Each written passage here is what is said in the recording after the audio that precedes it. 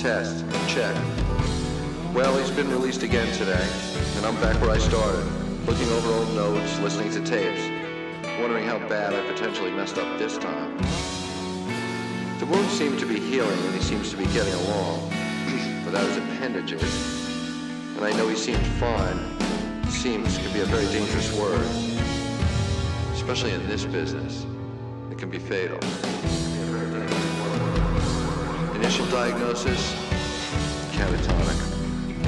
I know he's back there somewhere, but there's just no response whatsoever to any kind of stimulus. We'll start in with medication tomorrow, I'm sure.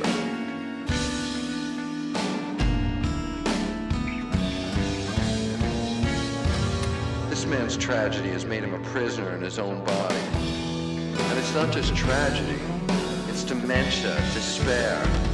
It's his hole I can see in each of his eyes, where all the events that happen in this real world kind of just fall through.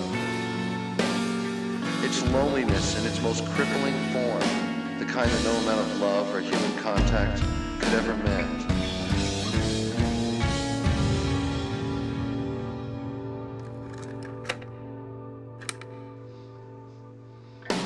The patient was plagued by violent nightmares, terrible, deeply troubling dreams, which one night overflowed into reality. And he murdered his wife in his sleep. These people were in love, deeply in love. And it was that love filling those holes I can now see behind his eyes.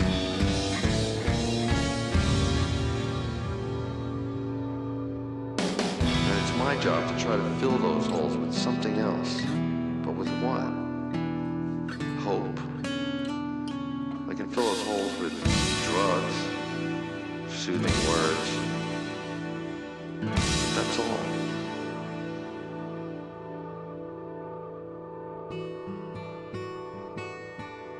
I hope his wounds will heal with time.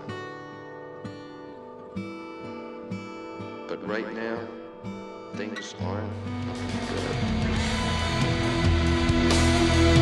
Something awful has happened here. This is so much worse than I ever could have imagined. I knew all along that this man should not have been released from my care, but... my God. What's happened here? He's completely torn his entire apartment apart. The smell is overpowering. Foul, pungent odor. Rotten food, or I don't know. Possibly something worse.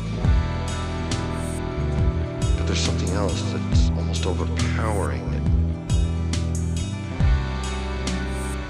I think it's a woman's perfume. Oh no. I found the patient. He's lying on the floor in the center of the living room. Completely naked, emaciated, deathly pale. It appears he hasn't eaten anything at all for weeks.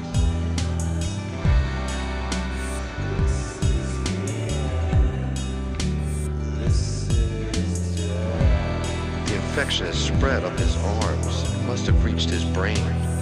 There's bulging bright red veins all the way up from his wrist to his neck.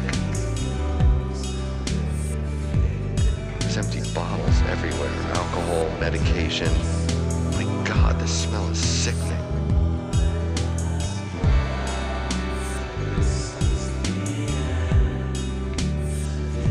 There's blood coming from his mouth, nose, ears. He's not dead yet, but he's close. I failed. This is my fault.